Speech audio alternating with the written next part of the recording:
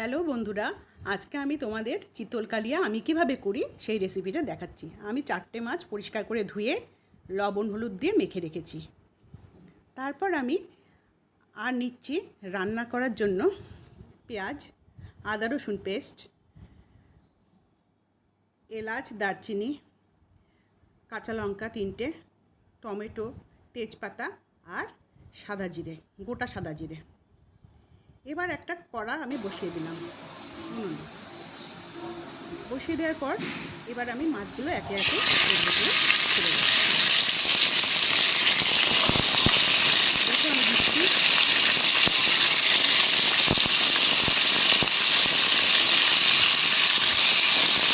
চারটে মাছ আমার ছাড়া হয়ে গেছে। এবার আমি কিছুক্ষণ পরে উল্টে দিচ্ছি। এভাবে উল্টে পাল্টে ভাজা করে নিচ্ছি। হয়ে গেছে আমার মাছ ভাজা।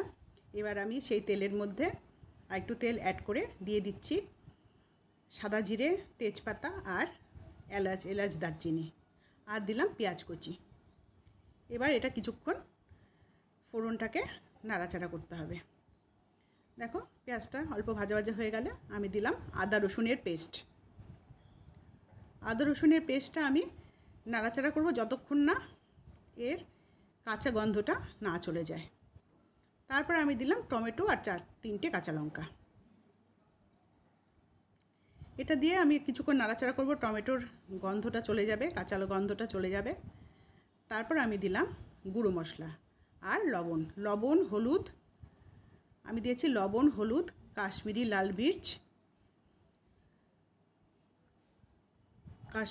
মির্চ দিয়েছি, আর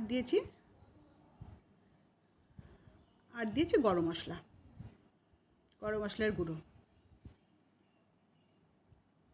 এই বেসিক মশলাগুলো দিয়েই আমি করব।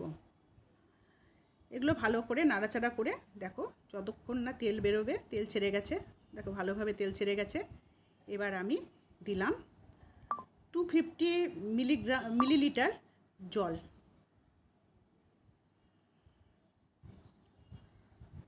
অ্যাড করলাম। একটা মেজারিং কাপে আমি মেপে নিয়েছি। এবার ঢাকনা দিয়েছিলাম, ঢাকনা সরিয়ে দেখলাম ঝোল ভালো মতো ফুটে গেছে। এবার আমি মাছগুলো একে একে ঝোলের মধ্যে অ্যাড করব।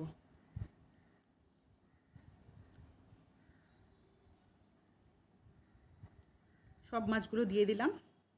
এবার মাছগুলোকে কিছুক্ষণ হতে দিয়ে আমি আবার উল্টো পাশটাও হতে দেব। দেখো আমার রান্না হয়ে এসছে। এখন আমি নামিয়ে সার্ভ করব। কেমন লাগলো বন্ধু আমার ভিডিওটা? যদি ভালো লাগে অবশ্যই লাইক, শেয়ার অ্যান্ড সাবস্ক্রাইব করবে আমার চ্যানেলটাকে। Bye bye.